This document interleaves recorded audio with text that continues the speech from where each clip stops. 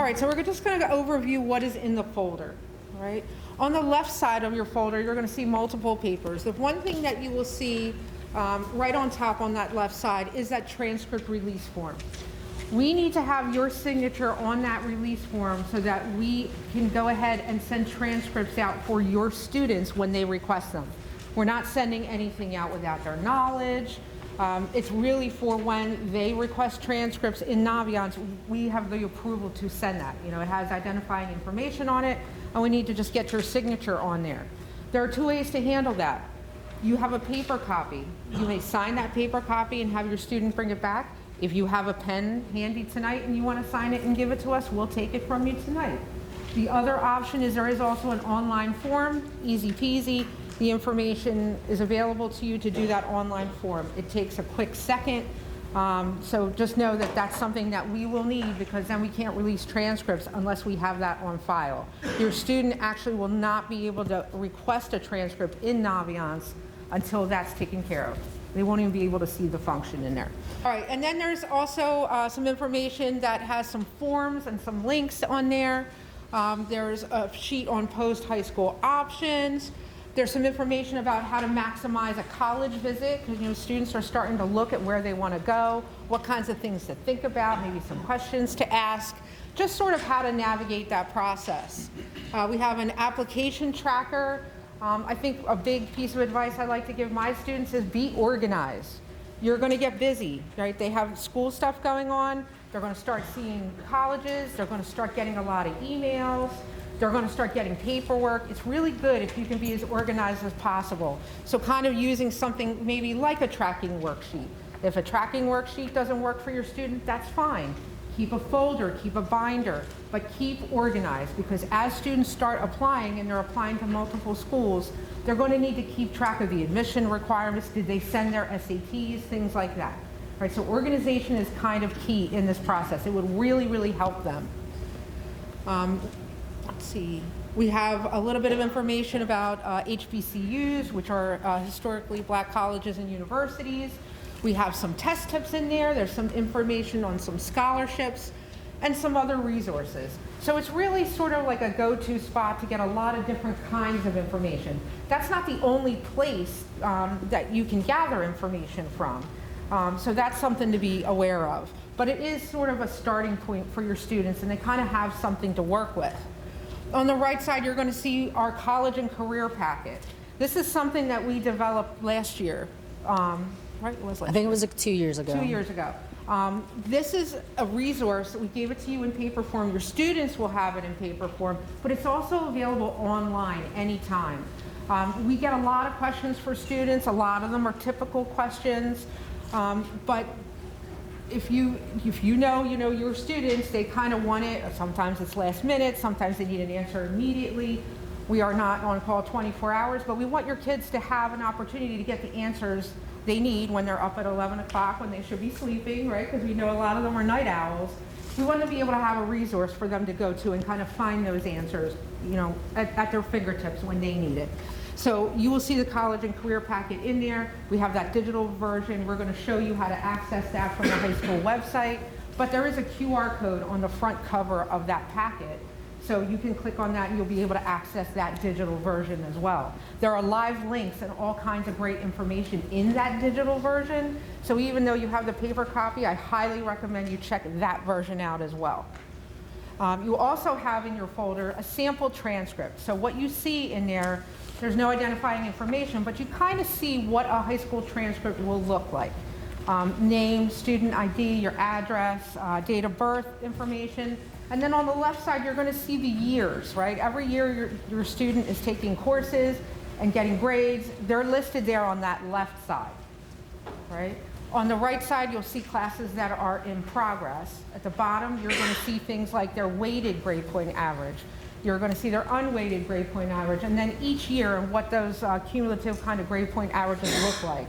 So everything your student needs to fill out that Common App, to get information, you know, if they're applying for a scholarship or whatever, you're going to see all that information listed there at the bottom. Your students will actually get a copy of their actual transcript when they're in the classroom tomorrow. So you definitely want to ask them about it when they come home, so this way you can view that. All right. So we talked a little bit about the college and career guide. It goes very in-depth for the college and career process. It has information on the application process. You're going to see information about the military, about career resources. It's really a one-stop place, like I said, for you to have all kinds of information at any time when you and your students need it. Again, students that are juniors are going to receive that tomorrow in the classroom. If your student is a 10th grader, again, you can access that online through our virtual office, through that QR code that you have in that folder.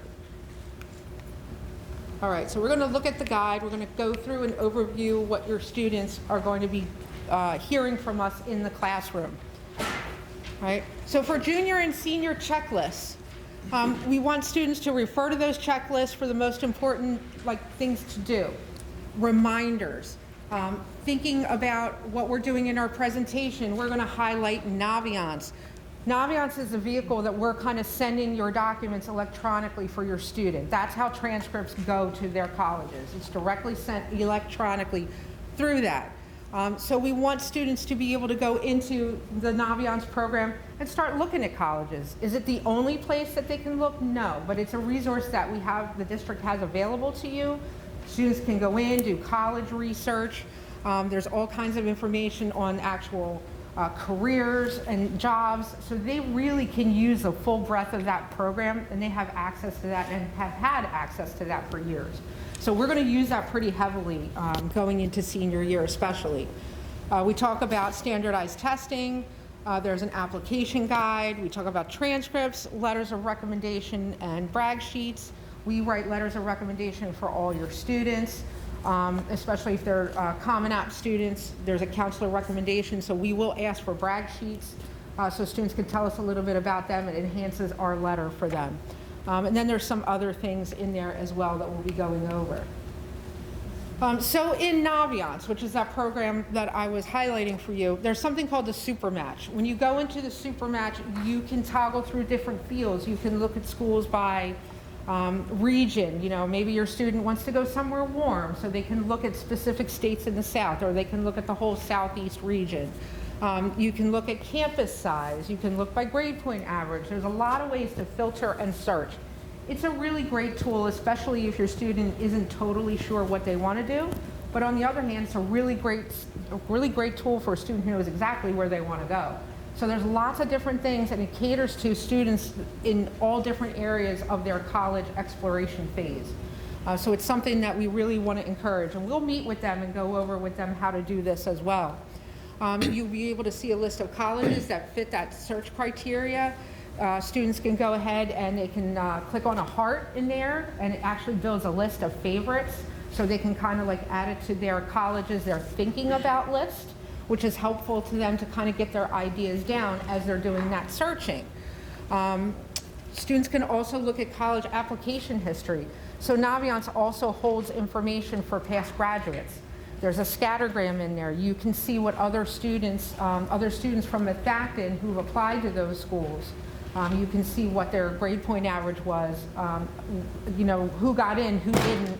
Not personal information, but sort of like the grade point average and SAT score. It gives you an idea of, does your student sort of fit that criteria? Right? We want students to be applying to schools that make sense for them and is a good fit for them. Reach schools, yes, but we want them to apply to schools that are realistic. And this really kind of helps them see, do I maybe fit this profile, right? It's a guide for them. Again, you would be able to compare standardized test scores and GPAs to those who got accepted and those who did not get accepted. And it's really the place where it's the hub for all the activity of the transcripts and information that's being sent out. So I know sometimes over the years, students are like, oh, I might like the program, I might not like the program, but for their senior year, they're really going to need that. So we really encourage them to play around with it. If they didn't really do much in the program before, they will be doing a lot now. I think once they start kind of working more in it in this realm, they realize how much information is really available to them. So we do encourage that, and we encourage you to do that with them. You can get on Naviance with them. We don't want you to do the Naviance stuff for them because they really need to own their process. But we absolutely want to partner with you and encourage you to be, part of that search with them as well. So this way you see what they're doing and what they're using. And just real quick, so right now, like the whole point of like going over the college and career stuff right now is because we're basically planning. So like you want to make sure that like you guys all have a list, your kids have a list of where they want to go, kind of plan those steps, and we're going to go through other things that you need to know. But like you're not going to be applying to any of these schools over the summer. You want to know where you want to apply in order to be ready in the fall to meet those deadlines. So we're going to emphasize to you and emphasize to your kids, the more that you guys plan and are prepared, and using the college and career packet as a good resource for you, the easier the applications will be and you will meet the deadlines. That's the most important part, is meeting the deadlines and having everything prepared. So yeah, Naviance is a great resource just to kind of start that list. If you don't have a list in Naviance, have a list somewhere. Eventually you'll have to put those schools into your Naviance account, the student's Naviance account, but we just want to, once again, emphasize the preparation and planning in order for it to go smoothly in the fall.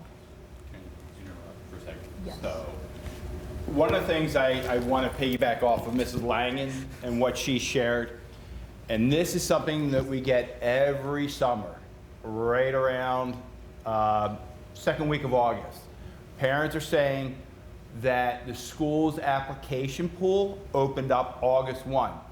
We cannot send anything out that early because our schedules are not finalized until mid-August.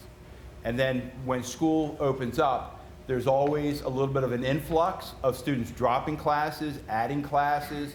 So we cannot mass upload the transcripts into Naviance to send out until they're accurate. And that's usually going through 2 cycles. Rest assured, your sons and daughters are not going to be at a disadvantage. I was on the advisory board for University of Pittsburgh's admissions team for a couple years. And that was something we brought up year after year. And Barry Dewar, the director of admissions, was like, it is not a problem. You can send out, students can apply, but if we do not get the supporting documents right away, that's fine. If it's like the second, third week of September, your kids are going to be in great shape. For those schools that are rolling admissions, for schools that are early action, early decision, that's November 1, November 15th. Relax. Your kids are going to be freaking out. Just tell them to relax. And then just in Naviance, again, career exploration, there's a feature called Road Trip Nation where you can watch interviews, you can explore those pathways, and then there's some military exploration is all part of that. So a little bit about standardized testing. We do recommend that students take, we like to say 2 SATs or ACTs before they graduate.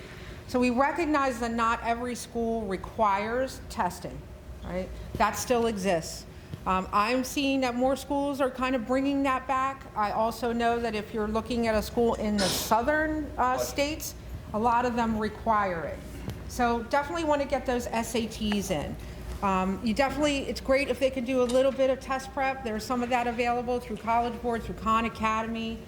It can bump up their score, especially if they're taking it the first time. It's nice to try to get the best result that you can get out of that first score. The beauty of the SAT scores is that students don't have to send them. If they didn't do well, they don't necessarily have to send them. But a lot of schools will actually super score. So if they take the SAT a couple of different times and they score better in math the second time, but their English was better the first time, they'll actually take those 2 numbers and put them together to create what they call a super score. And that can be really helpful. So we want them to go in the best prepared that they can so they're maximizing their time, because no one wants to spend hours testing over and over and over again, right? None of us want to do that, and we know our kids don't want to do that. It's important that when students need those SAT or ACT scores, they have to request that themselves. That is not something we will send to colleges. So that needs to be part of the student's application process, right? When we're looking at a due date, the student has to be, I like to tell them at least 10 days in advance, you're lining up and making sure you're making all your requests, because your scores need to get there as part of your application. Right? That should be part of your application. You need to consider that in terms of deadlines. So we want them to be cognizant of that. There are schools that are test optional. You know, if you have a good score and it fits the criteria of what the school's kind of average SAT score is, it's fine pretty much to send that in. For schools where maybe that SAT score is a little bit lower than what they accept, maybe that one you don't want to send in. And that's going to be unique to each school. So that's something that your students are going to be paying attention to. You know, what schools am I going to send it to? What schools maybe I'm not going to send it to? Some programs that your children are going to apply for might require SAT scores too. All right? So that's something to be thinking about. There are some differences, SAT versus ACT. We kind of highlight that information, and it's also available in the career guide. There's some scoring differences. The SAT, I know typically there's more time per question on the SAT. The SAT has an English and a math section. ACT is a little different. Scoring runs a little bit different, a little bit less time per question. That has 4 sections: English, math, science, I'm missing one, and reading. Right, so that one's a little different. SAT, if a student wants to retake an SAT, they have to retake the whole test. ACT came out with something a little bit different where you can actually retest individual sections. So it really, every student is a little bit different. There's a free practice test on ACT, and through Khan Academy, I believe there are 6 free practice tests for SAT.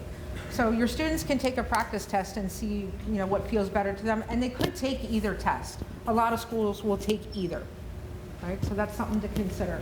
One thing I want to share is I've heard students and parents saying, my son or daughter is going to take the first test cold, just to get a baseline. Do not recommend that.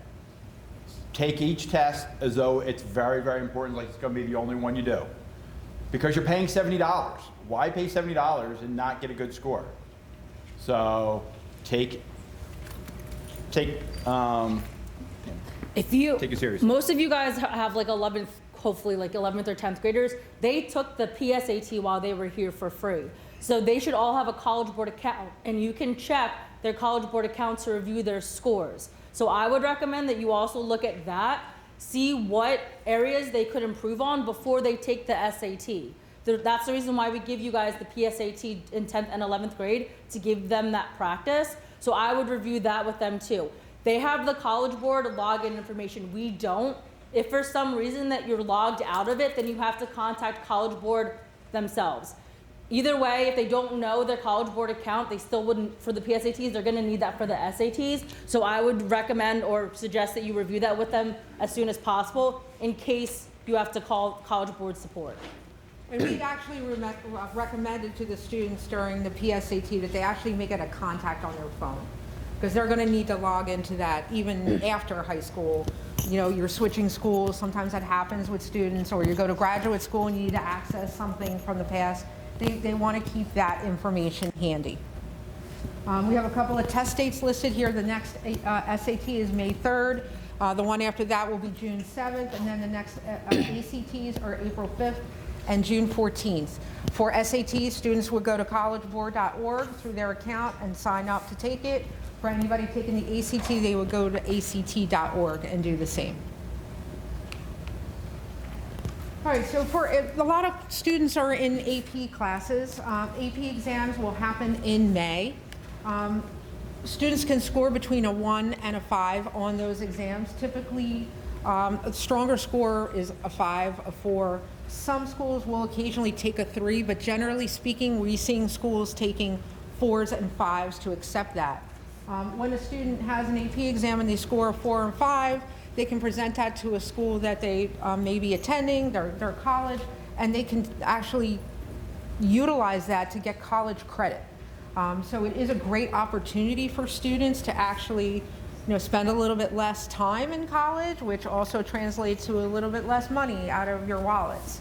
So we do encourage, we want students to challenge themselves. Schools like to see that students are taking some AP classes, so that's important. Same thing here, just like SAT scores or ACT scores, students have to send this also. That's not something we send for them. We don't report them on our transcript. Students have to directly send that. So if they are trying to send scores to a college to highlight, what they've done, that's something they're going to do directly through their College Board account, right? APs will be through their College Board account. All right, and then we have some information we'll roll out to the students and as well to you on some different application types. There's a lot of different things out there. Sometimes it can be confusing. So we just want to highlight these. So early decision is one type of admissions policy.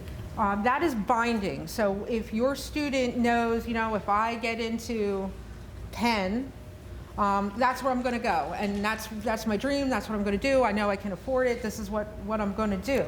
So you can apply early decision. Your student can apply to different schools, but if Penn comes back and says, yes, we're going to admit you, your student has to withdraw all other applications. Okay, so that's a binding agreement. So you want to be cautious as they're doing this. Early action is a non-binding agreement. So this is where we see a lot of students apply. It's also good because students are often, if they have this kind of applicant pool, they're often the best chances for your student to get into some schools. For example, Penn State, right?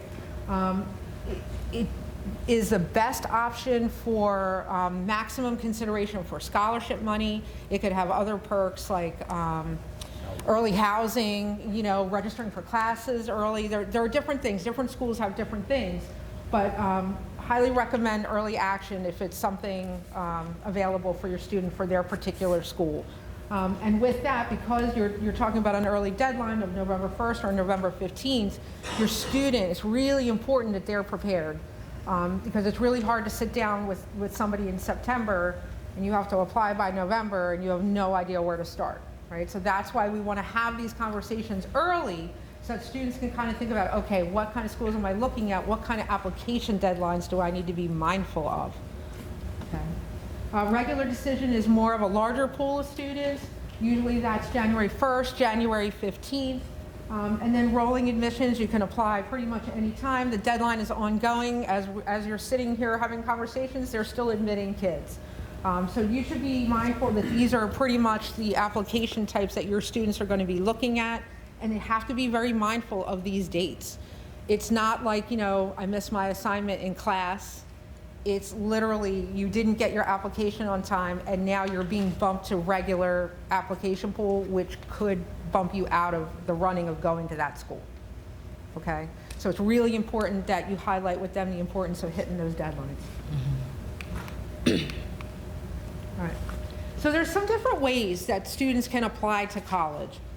Sometimes students get confused about Naviance and what is known as Common App. Naviance is how we send documents electronically. Common App, or Direct to Institution, or Coalition App is the actual application process for your student. Most students are doing Common App. Common App is a one-stop place for your students to apply to multiple schools. Many colleges and universities utilize the Common App. So if you are applying, your student is applying to at least a couple of schools that take Common App, it makes sense to go to the Common App route. Right? Because you're putting in the demographic information once and you can apply to multiple schools. Different schools may have different application fees. That'll be listed in there as well. There are essay prompts that must be completed when they come out. Prompts do come out every year and your students will be able to see what the most current prompts are. So that is available ahead of time. They will be working on the essay prompts in their English class as well. There's about 5 or 6, I don't know if Ms. Henning said it, about 5 or 6 prompts that they can choose from, and that's mostly their big essay.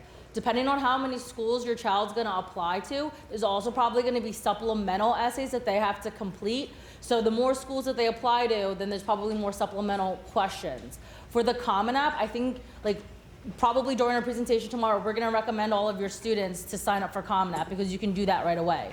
That you can start putting in the information into Common App, but you can't submit anything. But it's good for you guys to kind of get an idea of what it's gonna look like for when you guys do have to start the applications and to submit it. Aside from Common App, some students can also apply direct to the institution.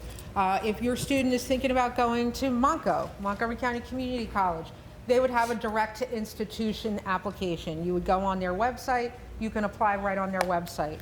Some schools have their own, even though they might take Common App, they have their own individual application. Usually there's no difference if you do one or the other. Sometimes those direct to institution, if you know, my student's like, wow, I just want to apply to this school and that school, and I'm just going to do, direct to institution for those. They can do that. Either way is fine. A lot of students that commit to like sports too, they just do it directly onto like the school's website.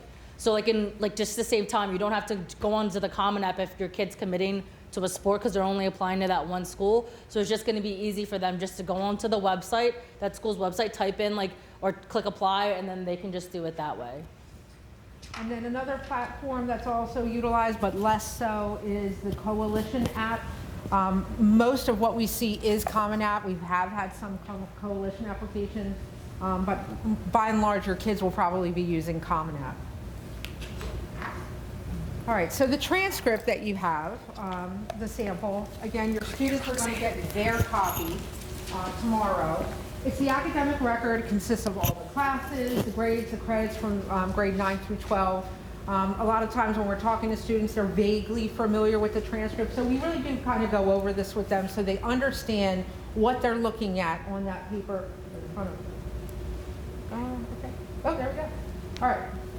So if you look here, you'll see the identifying information for the students up top, and then below that, you'll see every year the courses that students have taken. To the right, you'll see their grades, and then the credit value that's assigned to that. Right, you're going to see that for each year. So you see here 22, 23 will be 9th grade, 23, 24, 10th grade, and then on the bottom right, those are the courses that are currently in progress for 11th grade.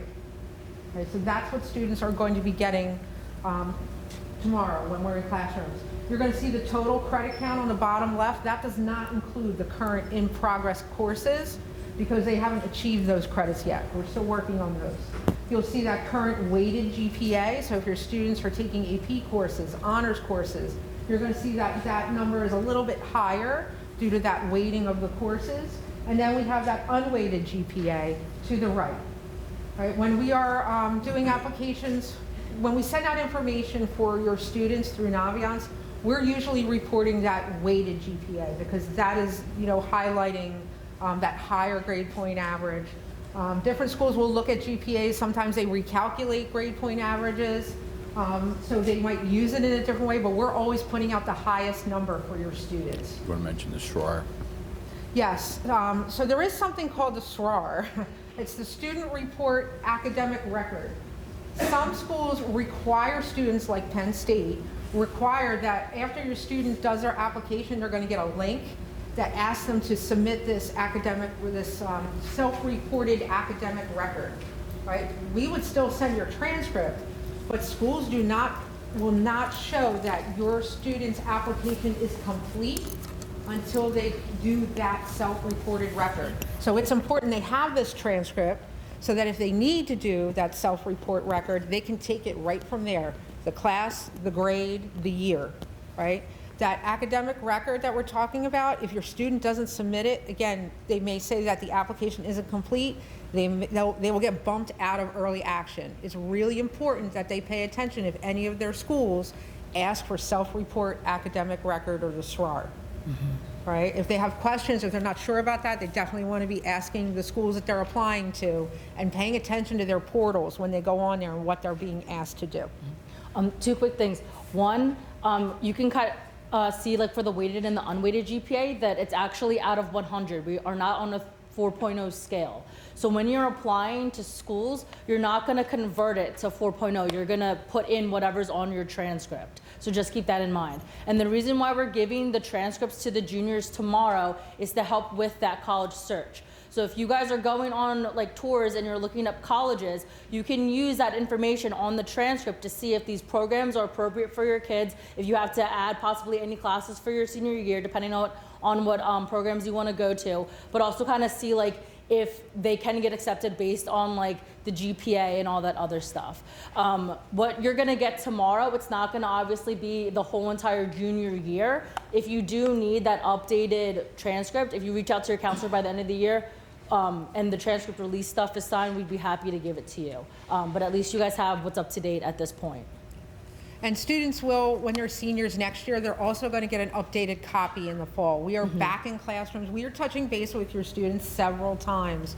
So we will be back out in classrooms soon after the school year begins, and they will get an updated copy of their transcript, and they get a lot of reminders and kind of start talking about the next phase of, you know, what's coming up just beyond this. We're also meeting with them this spring. We meet with all our juniors to kind of touch base with them. You know, what are your plans? What are you thinking? Here's some search stuff that you can use, and kind of give them a little bit of guidance so that when they go into the summer, they kind of have a plan of what they should be working on.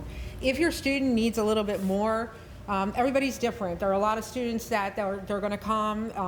You know, we have a brief conversation and then I don't see them again until November or December when they have a super specific question. But then I have other students and they get kind of overwhelmed in the process. It's a lot. They've never done this before. They may not want to ask you, right? They might want to ask somebody else. Some students just need a little bit more touch base, and that's fine. And we make a plan, we give you some really tangible things to work on, and then you come back and we check in. So we can do it whatever way needs to be, and that's individualized to your student too. All right, so that transcript release, which you have on the left side of your folder, again, we need that. We would want that as soon as possible because students are going to start requesting things, scholarships for maybe sports things. Please just return that form, encourage them to get that in ASAP. If you have it tonight and you want to sign it, you can leave it with us. Again, your student can just bring it back to the counseling office tomorrow or as soon as possible will be fine. All right, so letters of recommendation. So for a lot of colleges, they require letters of recommendation. We recommend asking at least 2 teachers, at least one from a core subject. People are frequently will ask, well, what subject are we talking about? What are we doing? You know, really, it depends on what your student is doing. It can be that. It could be a teacher that knows your student really well. It could be a teacher that saw your student struggle and worked really hard, and they saw that persistence. You know, there's lots of value in different kinds of scenarios. If your student doesn't know who to ask, we'd be happy to help them with that. We do ask that students talk to their teacher in person. And we want them to do that, have that conversation before the end of this year so they can have that set. And then in the fall, when they come back, they will actually put in the request in Naviance at that time. But we want teachers to know who's writing, you know, who's writing what letter, because sometimes teachers are starting those letters in the summer. So we want to give them a heads up. And some teachers can only accept so many letters. So we want to make sure that those teachers know and the student knows who's really writing my letter. Let's see. So for counselors, we write letters of rec for students that are applying via the Common App. We do ask that each student fill out a brag sheet. You will see in your folder there's some QR codes. Each of us have a brag sheet. Each one of ours is a little bit different, but basically we're asking some questions that are kind of more pointed so we can pull out some extra details. You know, we know the kids, but we know that they're doing so much more than we even know is happening. And sometimes there are personal circumstances and other things and this gives them an opportunity to share some things with us so that we can go ahead and share some additional information that will help them in their college letter, especially if they are not sending in a test score. Things like letters of recommendation, their activities, the classes that they're taking, that becomes much more important. So it's really important that they're filling out that brag sheet for us because we really will have difficulty moving forward. I don't send out my transcripts unless I have my brag sheets because we do that all at the same time. So that's very important. All right, do not have your student fill them out now. That's a common thing that happens. We don't want them to fill that out until August, and the reason is your student might be involved in different things in the summer. There might be an opportunity they're taking advantage of, a summer program, maybe they're working a job that's new. We want them to talk to us about their activities and what they're doing in August because it'll be the most recent information, okay?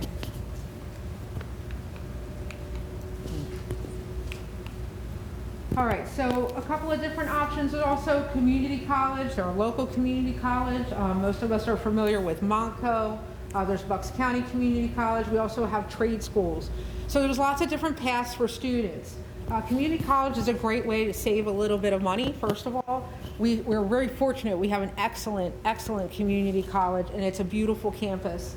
There's a lot of great programs there. Students can actually do 2 years there, and then they help them transfer out to other institutions, and good institutions. There's a lot of articulation agreements, Drexel, Temple, lots of different opportunities for them to start somewhere and go somewhere else. If your student doesn't know what they want to do, maybe that's a good place to start. If your student struggles a little bit and maybe you're not sure, that they're ready to go to a 4-year, that could be another reason to go that route. And even if it's just, hey, you know what, I want to save money. My student wants to save money. College is expensive. Still another great reason. They're all great reasons to attend community college. You're not doing anything wrong by attending community college. Students would apply online. They have a direct application. And then we will be able to send in their transcripts when they put in that formal transcript request. For trade schools, students would apply directly to a program. I'm interested in welding, I'm interested in carpentry, whatever that might be. Students will go in, those programs range like 2 to 4 years, but it's a great opportunity for schools like Penn College of Technology, Williamson, Thaddeus Stevens. It's a great way for students to get more hands-on experiential learning, if that's something that they're inclined to do, because they'll get that practical experience, certifications, or whatever they need, and can kind of get into the workforce sooner. And sometimes in those positions, students can actually carry on with their education, and when you're working for a company, they might even pick up some of that bill. So, these are all kind of factors and things to think about. There's a lot of ways for students to be successful after high school. We have some information on scholarships. It is never, never, never too early to start applying for scholarships. Scholarship searches take a lot of time. It's not fast and simple. The best time to search for scholarships is not like a month before you need it. Again, sometimes they involve essays. Some scholarships are available only certain times of the year. All different kinds of things like that to be aware of. We have some great scholarship websites that we have listed here. Going Merry in particular is interesting because it kind of works like a Common App, but for scholarships. Your student will load in their demographic information. You only have to do that one time, and then it matches them with possible scholarships that they can apply for, and it even tells them how long it'll take. So, I have 10 minutes now, I'm going to do this scholarship really fast. This one takes an hour, I have to write an essay. I can't tell you how many scholarships go they're just not taken because students don't want to write an essay. And a lot of times your students don't have to reinvent the wheel. They can use something they already have and kind of tweak it. So we just want to encourage them to have every opportunity possible to have a scholarship offer. It helps a lot when it comes time for college. The other thing is scholarships isn't only for when you're just first going into college. You can still look for scholarships while you're in college, right? Every year they're still charging you money, and as you go through your college years, it actually costs more depending on your program as you go. So don't stop looking. Don't stop looking. Your schools that the students are applying to may also offer scholarship opportunities, and that's something to also be aware of with financial aid. All right, so any student that's going through recruitment through the NCAA, there are some academic requirements for Division I and Division II. In the digital guide here, you can actually see the link. We meet with students and discuss that as well. Students need to sign up through the Eligibility Center. At the end of their 11th grade year, they need to go to the NCAA, set up an account. There are free accounts. If you're going through recruitment, you will have to convert that to a paid account. So that's something to be mindful of. There is a whole athlete's guide that's available for people navigating that process. So if there are questions about that, I always say, talk to us, counselors, have your students come to us, know that they're talking to coaches. It's a big process. So if you have questions about that, please just reach out. We'd be happy to talk to you about that. I also want to add, we've held a few NCAA informational sessions. There's another one coming up on May 14th. It'll be in the LGI from 6 to 7:30 if any of your kids are athletes.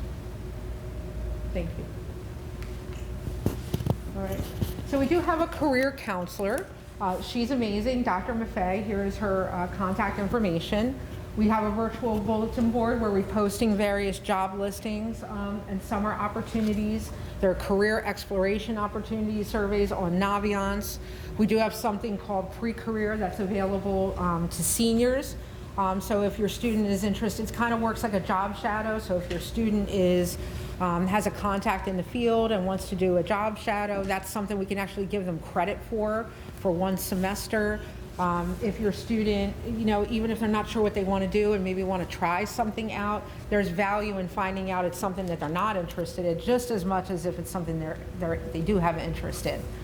So if that's something they're kind of kicking around, that's something that they should definitely talk to their counselor about, and Dr. Maffei would be assisting with that. If your student is doing any kind of job shadowing over the summer or currently, they can actually get credit for that as well. 20 hours lends to a quarter of a credit. It's a great kind of talking point on the transcript, and it's a great thing to be able to talk about in an essay, especially if it was a valuable or maybe not so valuable experience if it didn't go the way they thought. So if you think or your student might be doing something like that and it might qualify, have them check in with us. We'd love to give them credit for that. Those experiential things are very, very important for them, just as much as what they're doing in the classroom. So we really want to promote that. We also have a career checklist. It's on page 18, identifying the career you might want to go into, and then what classes and opportunities here kind of fit with that. So that's also in our program planning guide, where you can kind of see what different majors are out there, at least like the clusters, and then what kind of classes we offer that kind of fit that.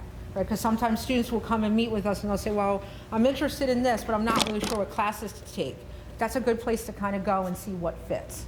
Right? We want to make sure that your students, especially going into senior year, have the classes that make sense for their goals too. Military is another opportunity that's available to students. It's definitely another pathway. We encourage students to talk to us counselors so we kind of know what they're thinking about. We have information on recruiters on our virtual office. All the recruiters have a contact. We can kind of assist with that. Students have to take a test called the ASVAB.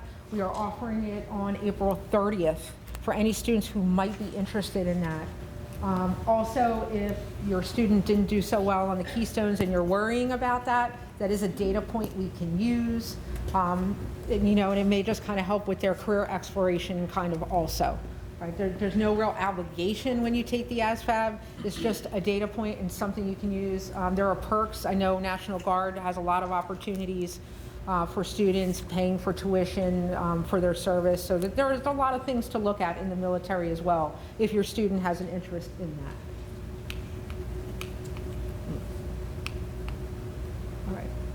So then we do have an FAQ and a glossary page, and we always like to highlight for your students to take a look at those. I think most of us get repeat questions over and over and over again. And we love talking to your students, but again, they're looking for an answer pretty quickly a lot of the times.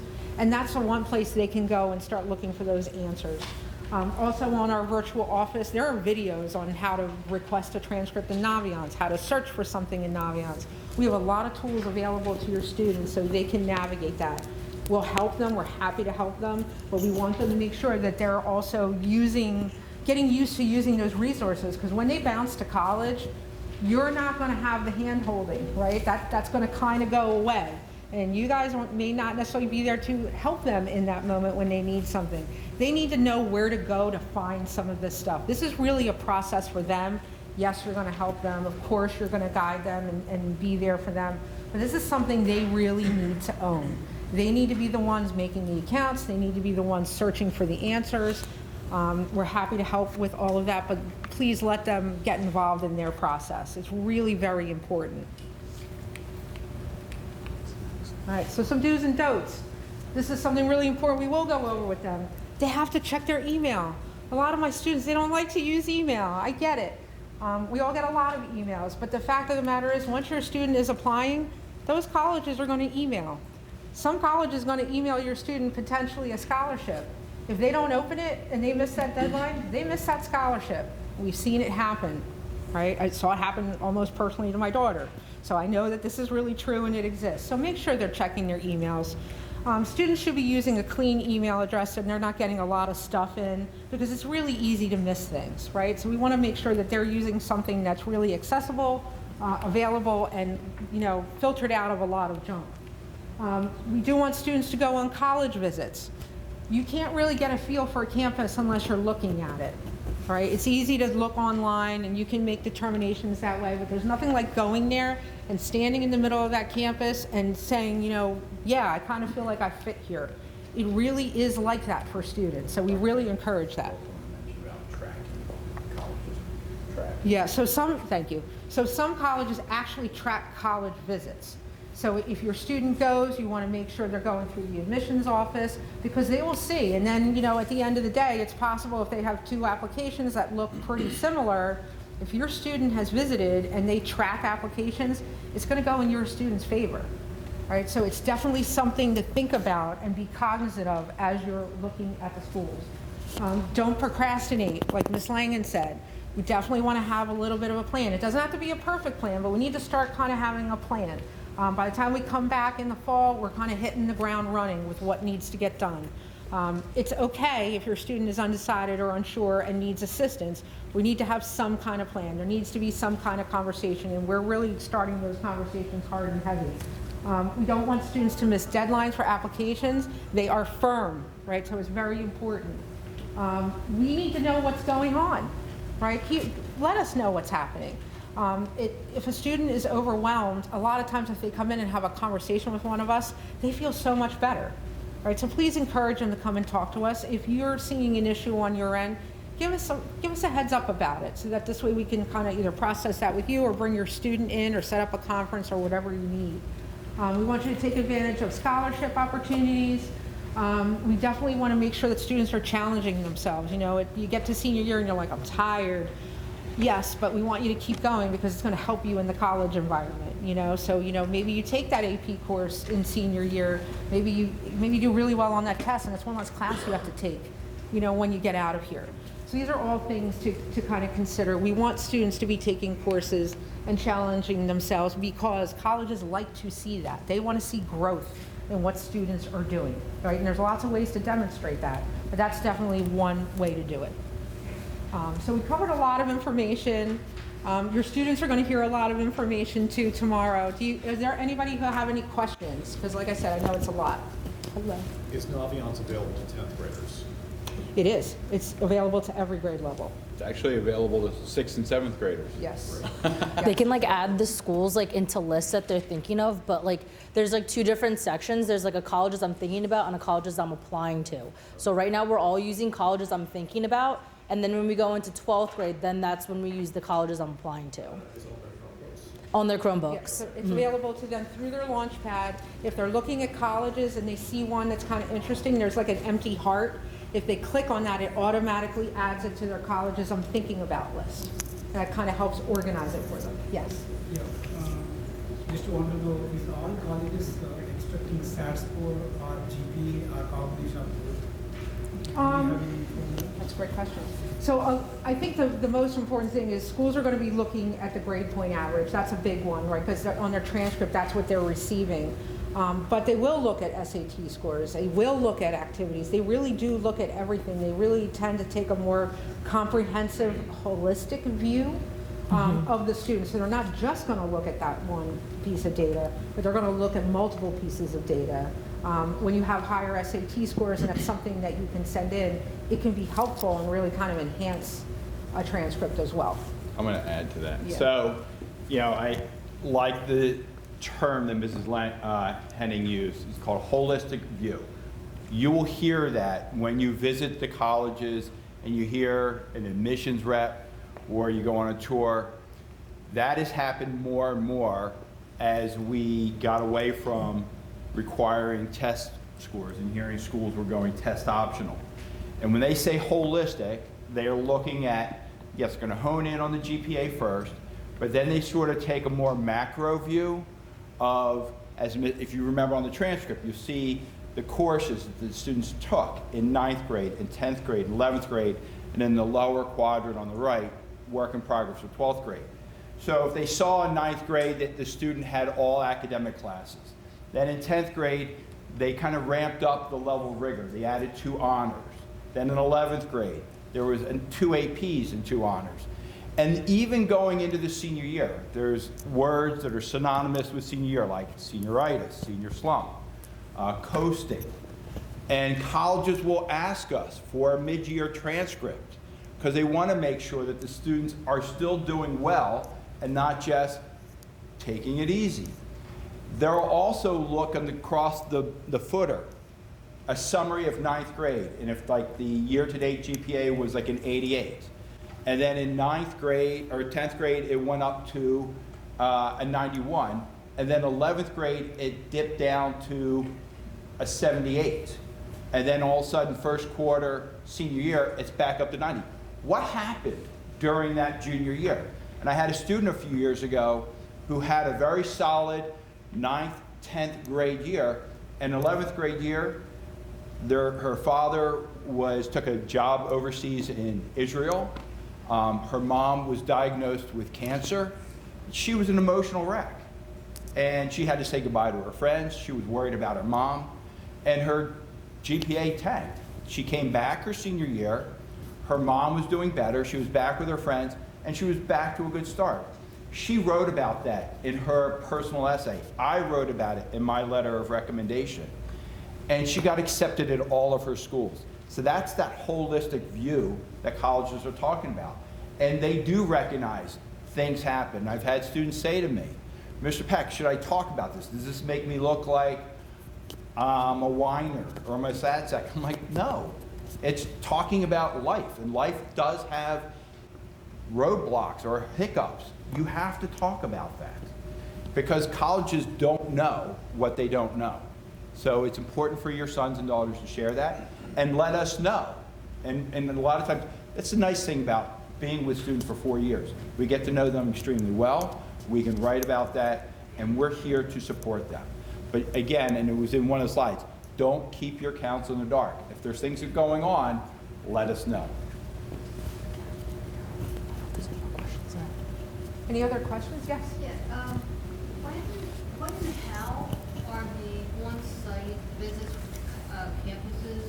Yes. Like communicated? Every time I talk to my son, he seems like he doesn't know anything. He's telling me he's a couch or Allianz. Yeah, so it is available in Naviance. There's a Is that list the of only schools. spot? Nope, it's not the only spot. That's how you sign up, is That's how through you- Naviance. That's how but students will yeah. sign up. But we post that on the, It's in the Google Classroom Thank you. for that grade level. There's announcements that go to the Morning News Journal. They'll Yes. say, this week, the following schools will be in, visiting the Methacton High School. And it is also in Naviance. Once upon a time, Naviance, it has morphed over the years. You could go into reps or the college visits and you could sort chronologically or sort alphabetically, and students could look for the name. Now it's just strictly chronological. Just look and then see what schools are there, and then they sign up, and then we send them smart passes. Yeah, I will say that this year, like, we have really stepped up, like, how we're promoting the college visits. Because, like, before it was just through Naviance, and we would tell them to check that. But yeah, now we do it through, like, the news journals, and, like, we have, like, a whole Excel sheet that we do post in the Google Classroom that has all of the college visits that are, like, laid out for the whole entire fall semester. We don't do them during the spring, we just do it during the fall. Yeah. But, like, even if your kid's applying to a school in the fall, most likely the representative that's coming in is going to be the one looking at the application. So even if your kid sends in their application, it's still good for them to sign up for the visit, because odds are that's the person who's going to be looking at the application. They can talk to that person and be like, oh, hey, like, I sent mine in, blah, blah, blah. Like, if they have any questions, or just introducing themselves. Because once again, the tracking, then it's like, oh, I remember, like, Johnny who came in, and now, like, this is another time that he reached out to our school, and that's just like another mental note for that admissions officer. and sometimes when those admissions reps come in, they actually have fee waivers for kids. So maybe for that school, you won't have to pay an application fee, because some schools have application fees, and some of them are pretty hefty. And the other thing is nice, I've been on a couple rep visits. We are asked to sit in, we get assigned to them randomly. And there's been a couple times where, students would say, oh yeah, I've already applied. And when the session was over, they actually held the students back, and they went on their own laptop, went into the portal, and were able to tell a student that they were accepted. So that was pretty cool. They got a very immediate response. Doesn't happen all the time, but it has happened. Another thing I want to plug, and I have to also plug Mr. Alex Eels, who's recording this presentation. He is working with another student, Janet James. They were recently, they're actually hired by the district as social media coordinators. They have created a site called Methacton Next Chapter. It's on Facebook, it's on Instagram. We've connected with Living on Lower Providence as well as a few other sites. But there's another great avenue that gets promoting the variety of things. So thank you, Alex. Yes.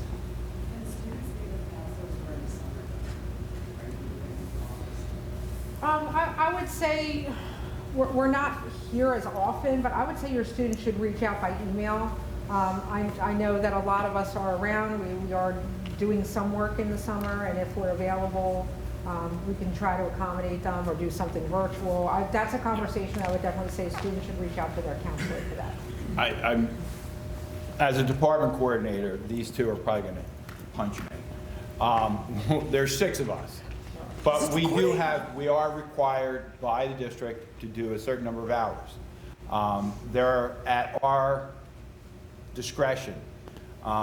We do a lot of the hours are spent with scheduling, but we also do working with new students who are coming in. We also do the Destination High School as a transition element.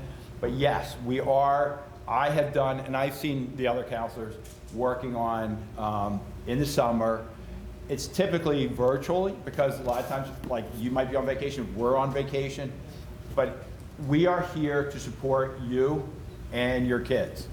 And if it's really important, just let us know and we will support you. And if one of us is not available and another one is, we can easily answer your questions. Absolutely. Other questions? Yes.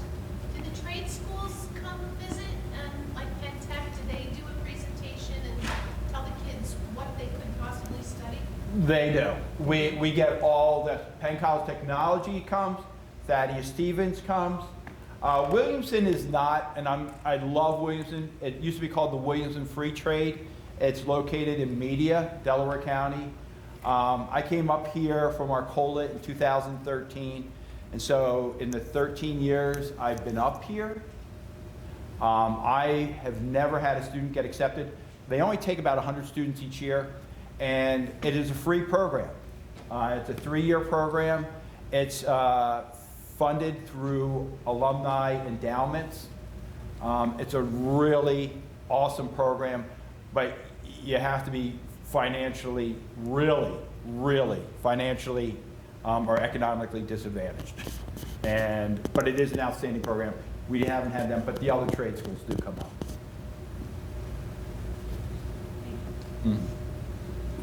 Any other questions? I'm going to show you the virtual office because that has a lot of our resources that we have just in general and the college stuff. But just a quick recap. So tomorrow we're going into all the junior classrooms and we're presenting the same material. We're giving them their transcripts, we're giving them their folders. After we're done, all of the counselors are going to schedule appointments with all the juniors to meet with them to go over more individual stuff about college and career. Then when we come back in the fall, when we start talking about how to actually apply, we're going to go into the classrooms again. And then we're going to do a presentation on what they should be doing while they're applying or how they're applying. And then we're going to meet with them again to go over more things. So like this isn't like, and if we meet with them more at the request, it's just up to them, but at least you know that there are scheduled things that they're definitely going to meet and talk to us about. But if you want more like support, like we can, like I said, we can do meetings, we can do just meetings with your kids, like all together meetings, however you want to do it. But this is not the last time you're going to get this information. 2 other evening programs we host in the fall. Well, one was in the fall and one was more later, I guess in December. Paying for school. Colleges are expensive. It's, navigating the financial aid process. We've done it for 2 years now, and, it was done prior to the pandemic. But we have Michael Burke from the FIA, and then we've had a rep from Westchester University to talk to parents and distribute information about the financial aid process. And then we also do a FAFSA completion night. FAFSA has been much more simplified. Last year, and if any of you had siblings or maybe you had talked to friends, it was a disaster. U.S. Department of Education and did not do a really good job of rolling out the new platform, but this year it went much easier. But we do have a rep from Montgomery County Community College's financial aid office, Cindy Whitley. She's been doing it.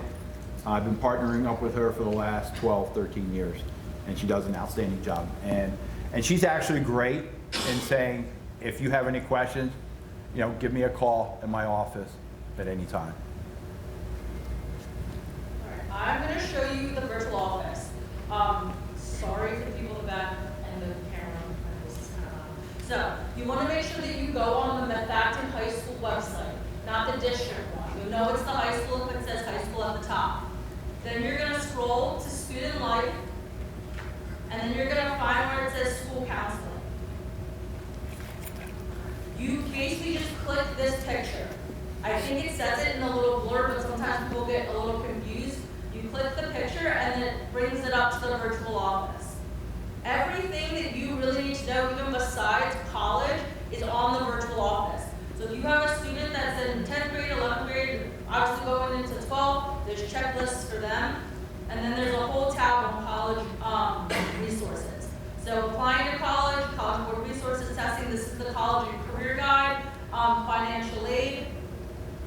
And then this is all about College Board and big futures.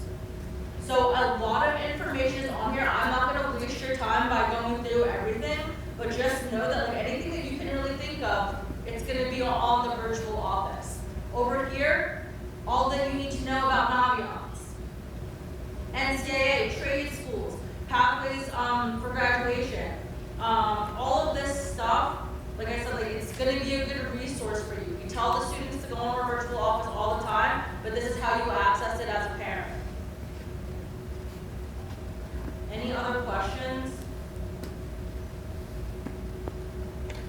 Well, I do appreciate you taking your time and coming out tonight. And it was mentioned earlier, it's a collaborative effort. You know, the more that we're working together, it makes it a much smoother process, a less stressful process, because I guarantee you it will get stressful come October. So remember, you're not in it alone. So take advantage of our office. So thank you again for coming out tonight. Thank you, folks.